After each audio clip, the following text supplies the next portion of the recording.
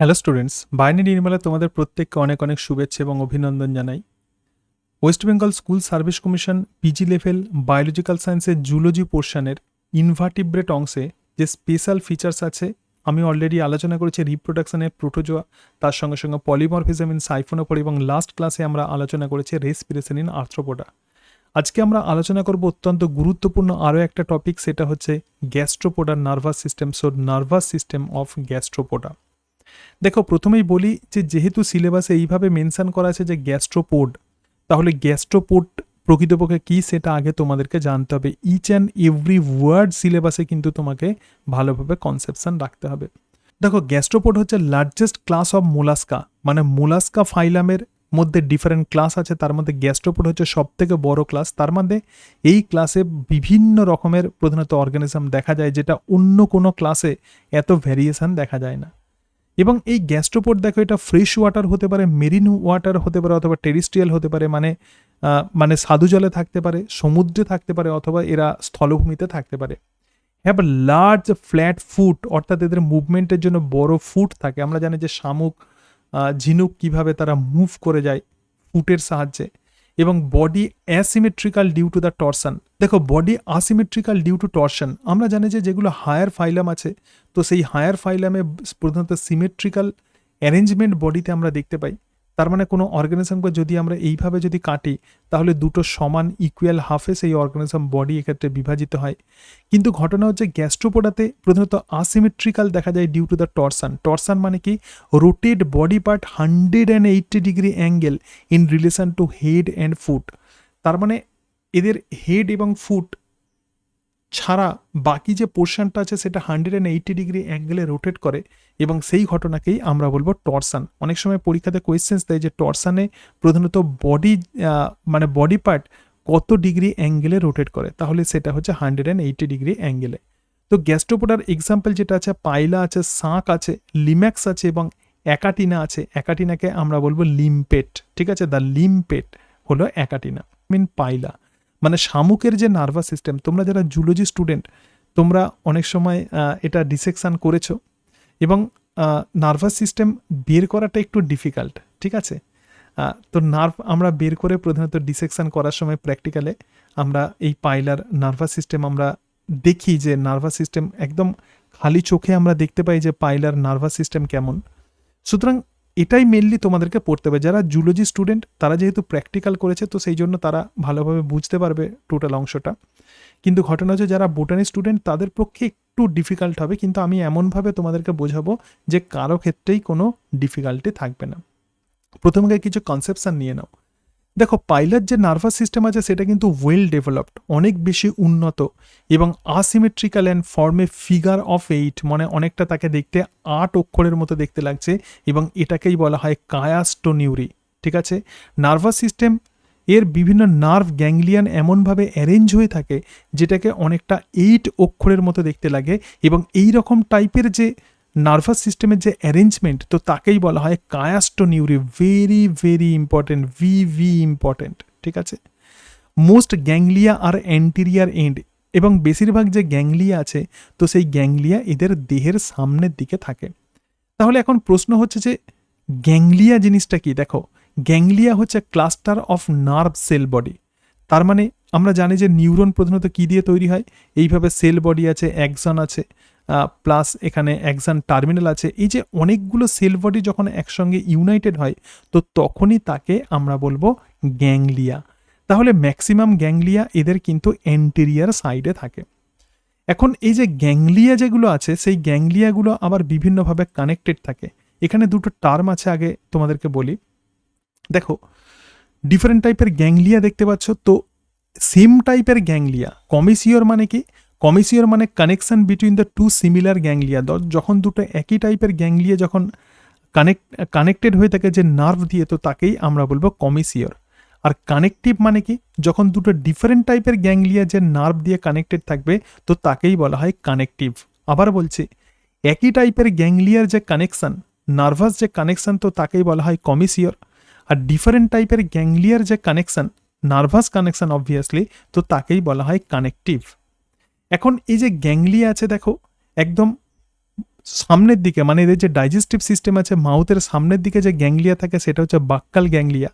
বাক্কাল ganglia তাহলে কোথায় থাকবে? Two sides of the oesophagus.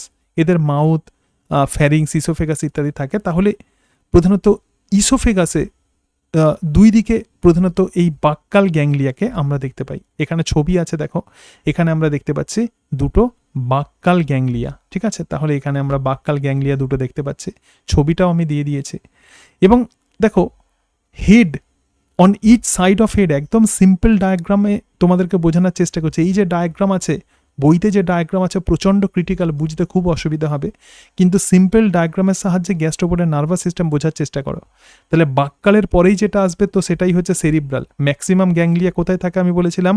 দেহের অ্যান্টেরিয়ার সাইডে ম্যাক্সিমাম গ্যাংলিয়া থাকে। তাহলে দেখো এই দিকেই কিন্তু ম্যাক্সিমাম গ্যাংলিয়া আছে, একদম যে পোর্শন আমি করছি, অর্থাৎ এই দিকে কিন্তু ম্যাক্সিমাম গ্যাংলিয়াকে আমরা দেখতে পাচ্ছি। এরপরে যে গ্যাংলিয়া আছে সেটা হচ্ছে cerebral ganglia. So cerebral ganglia কোথায় থাকবে? On each side of head. এদের হেডের দুই দিকে প্রধানত দুটো সেরিব্রাল গ্যাংলিয়া দেখতে পাই। এরপরেই যে গ্যাংলিয়া আছে সেটা হচ্ছে পিডাল, এবং তারপরে যেটা আছে সেটা হচ্ছে প্লুরোপোডাল, মানে প্লুরাল। তাহলে পিডাল এবং প্লুরাল এই দুটো মিলে যে গ্যাংলিয়া তৈরি করে, সেই জন্য এখানে ডট ডট করে দিয়েছে, তো তাকে বলা হয় pleuropedal ganglia. So proceed below the buccal mass, buccal মাসের নিচের দিকে প্রধানত থাকে এই প্লুরোপেডাল গ্যাংলিয়া। আবার বলছে বাক্কাল মাসের নিচের দিকে থাকে যে গ্যাংলিয়া, তো সেটাই হলো প্লুরোপেডাল গ্যাংলিয়া। এই প্লুরাল এবং পেডাল একসঙ্গে থাকে, ঠিক আছে? যেমন এখানে দেখতে পাচ্ছ যে প্লুরোপেডাল গ্যাংলিয়া, রাইট? আচ্ছা, ইসোফেজিয়াল গ্যাংলিয়া, এবং লাস্ট যে গ্যাংলিয়া আছে সেটা হলো ভিসেরাল গ্যাংলিয়া। এখন এখানে প্রশ্ন হচ্ছে যে কিছু কিছু গ্যাংলিয়াকে তুমি দেখতে পাচ্ছ সিঙ্গেল, আবার কিছু কিছু ম্যাক্সিমাম গ্যাংলিয়াকে তুমি দেখতে পাচ্ছ পেয়ার্ড। তাহলে কোন গ্যাংলিয়াগুলো সিঙ্গেল এবং কোন গ্যাংলিয়াগুলো পেয়ার্ড, এটা কিন্তু জানতে হবে। এটাই মেনলি পরীক্ষাতে কোয়েশ্চেন্স দেয়। দেখো পেয়ার্ড গ্যাংলিয়া তাহলে কি হচ্ছে? বাক্কাল, সেরিব্রাল, পেডাল এবং প্লুরাল। অবভিয়াসলি বাক্কাল গ্যাংলিয়া কি হচ্ছে? পেয়ার্ড দুটো। সেরিব্রাল কোনটা? সেরিব্রাল দুটো। এবং প্লুরাল এবং পেডাল দেখো প্লুরোপেডাল গ্যাংলিয়া, সুতরাং এটা হচ্ছে প্রধানত পেয়ার্ড। আর আনপেয়ার্ড তাহলে কি হচ্ছে? সাব এবং সুপ্রা ইন্টেস্টাইনাল গ্যাংলিয়া। তাহলে আনপেয়ার্ড গ্যাংলিয়া দেখো সাব ইন্টেস্টাইনাল গ্যাংলিয়া এবং সুপ্রা ইন্টেস্টাইনাল গ্যাংলিয়া, এই দুটো হচ্ছে আনপেয়ার্ড গ্যাংলিয়া, যেটাকে আমি গ্রিন কালারে এঁকেছি, ঠিক আছে? এবং ভিসেরাল গ্যাংলিয়া দেখো এর কিন্তু কিছু ইনফরমেশন রাখতে হবে। So visceral ganglia is a very large, অনেক বড়, বাইলোবড, মানে দুটো লোব থাকে, actually formed by fusion of the two ganglia. সুতরাং প্রকৃতপক্ষে এটা পেয়ার্ড গ্যাংলিয়া, কিন্তু দেখে মনে হচ্ছে যেন এটা আনপেয়ার্ড গ্যাংলিয়া। আবার বলছি, এই যে ভিসেরাল গ্যাংলিয়া কিন্তু প্রকৃতপক্ষে পেয়ার্ড গ্যাংলিয়া, ঠিক আছে, কিন্তু দেখে এটাকে মনে হয় আনপেয়ার্ড গ্যাংলিয়া, রাইট? তাহলে গ্যাংলিয়া কোনগুলো পেয়ার্ড এবং কোনগুলো আনপেয়ার্ড কিন্তু ভালোভাবে মাথায় রাখতে হবে। এইবার দেখো এই যে দুটো বাক্কাল গ্যাংলিয়া আছে সেগুলো বাক্কাল কমিসিওর দিয়ে কানেক্টেড থাকে। সেরিব্রাল গ্যাংলিয়া অবভিয়াসলি সেরিব্রাল কমিসিওর দিয়ে কানেক্টেড থাকবে, এটা হচ্ছে সেরিব্রাল কমিসিওর। এবং প্লুরোপেডাল প্রধানত প্লুরোপেডাল কমিসিওর দিয়ে এরা প্রধানত কানেক্টেড থাকে। এখন ডিফারেন্ট গ্যাংলিয়ার মধ্যেও কিন্তু কানেকশন দেখা যায়, তো তাকে আমরা বলবো কানেকটিভ। এই পর্যন্ত ঠিক আছে। এবং এখানে দেখতে পাচ্ছ ভিসেরাল গ্যাংলিয়া, প্রকৃতপক্ষে এটা কিন্তু পেয়ার্ড গ্যাংলিয়া, কিন্তু দেখে মনে হচ্ছে একটা সিঙ্গেল টাইপের গ্যাংলিয়া। এইবারে কিছু ইম্পর্টেন্ট অংশ দেখে নাও যেটা প্রধানত পরীক্ষাতে আসে। দেখো জাইগোনিউরি, কি জাইগোনিউরি বলছে লেফট প্লুরোপেডাল গ্যাংলিয়া, তার মানে এই যে লেফট সাইডে যে প্লুরোপেডাল গ্যাংলিয়া আছে, লেফট সাইডে যে প্লুরোপেডাল গ্যাংলিয়া আছে, যেহেতু ইনভার্টিব্রেট তার মানে ছবির বাঁদিকটা কিন্তু বাঁদিকই হবে। তাহলে লেফট সাইডে যে প্লুরোপেডাল গ্যাংলিয়া আছে উইথ সুপ্রা ইসোফেজিয়াল গ্যাংলিয়া, তার মানে সুপ্রা ইসোফেজিয়াল গ্যাংলিয়ার সঙ্গে যে কানেকশন যেটা হচ্ছে তো সেটাই হলো জাইগোনিউক্লিয়া, ঠিক আছে? তাহলে লেফট সাইডে যে প্লুরোপেডাল গ্যাংলিয়া আছে যেটা supra intestinal ganglia, sorry oesophageal বারবার বলছে, যেটা হিসোফেজিয়াল বলেছে একটু চেক করে নেবে। তাহলে এটা ইন্টেস্টাইনাল গ্যাংলিয়া, ঠিক আছে, সুপ্রা ইন্টেস্টাইনাল গ্যাংলিয়া। তাহলে এক্ষেত্রে প্লুরোপেডাল গ্যাংলিয়ার সঙ্গে যে সুপ্রা ইন্টেস্টাইনাল গ্যাংলিয়ার যে কানেকটিভ, এটা নট কমিসিওর, যে কানেকটিভ, তো তাকেই আমরা বলবো জাইগোনিউরি, তাকেই আমরা কি বলবো? জাইগোনিউরি। এবং দেখো এখানে যে সাব ইন্টেস্টাইনাল যে গ্যাংলিয়া আছে, তো সাব ইন্টেস্টাইনাল গ্যাংলিয়ার সঙ্গে আবার লেফট প্লুরোপেডাল গ্যাংলিয়ার কানেকশন আছে, ঠিক আছে? তাহলে infra intestinal connective connect the left pedal with the sub intestinal ganglia. Mainly কিন্তু ইম্পর্টেন্ট হচ্ছে এই জায়গাটা, এটা হচ্ছে ইম্পর্টেন্ট, জাইগোনিউরি। আবার দেখো এখানে কি দেখতে পাচ্ছি, সুপ্রা ইন্টেস্টাইনাল কানেকটিভ আমরা দেখতে পাচ্ছি এই যে প্লুরোপেডাল গ্যাংলিয়ার সঙ্গে আবার এখানে সুপ্রা ইন্টেস্টাইনাল গ্যাংলিয়ার কানেকশন থাকে। তাহলে এই জায়গাটা আরেকবার ভালো করে দেখো, এই যে লেফট সাইডে যে প্লুরোপেডাল গ্যাংলিয়া আছে সেটা সাব ইন্টেস্টাইনাল গ্যাংলিয়ার সঙ্গে কানেক্টেড থাকে, এটাতে কোনো অসুবিধা নেই। আবার রাইট সাইডে যে প্লুরোপেডাল গ্যাংলিয়া আছে সেটা লেফট সাইডে যে সুপ্রা ইন্টেস্টাইনাল গ্যাংলিয়া আছে তার সঙ্গে কানেক্টেড থাকে, এক্ষেত্রে কোনো অসুবিধা নেই। তাহলে এই যে কানেকশন এটার নাম হচ্ছে সুপ্রা ইন্টেস্টাইনাল কানেকটিভ, যেটা রাইটের সঙ্গে লেফটের কানেকশন ঘটাচ্ছে, ঠিক আছে। আবার দেখো এখানে লেফটের সঙ্গে রাইটের কানেকশন ঘটাচ্ছে যেটা, সেটা হচ্ছে infra intestinal connective, connect the left pedal ganglia with the sub intestinal ganglia.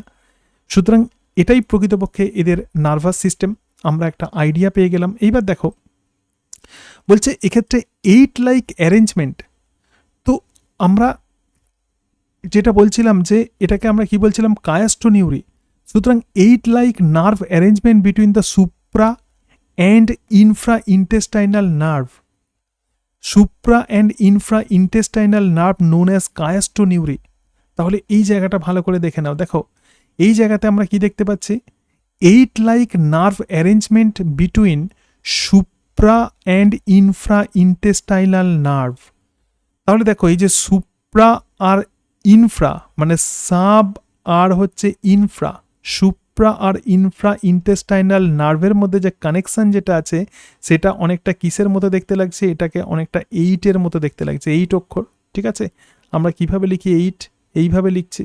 সুতরাং এই যে 8-এর মতো এই যে কানেকশন, তো একেই আমরা বলবো কায়াস্টোনিউরি। এই যে কায়াস্টোনিউরি প্রেজেন্ট ইন অল গ্যাস্ট্রোপোড, সমস্ত গ্যাস্ট্রোপোডের মধ্যে আমরা এই কায়াস্টোনিউরি দেখতে পাই। কিন্তু এই chiastoneury is not very clear in Pila, পাইলার ক্ষেত্রে অত ভালো ক্লিয়ার নয়।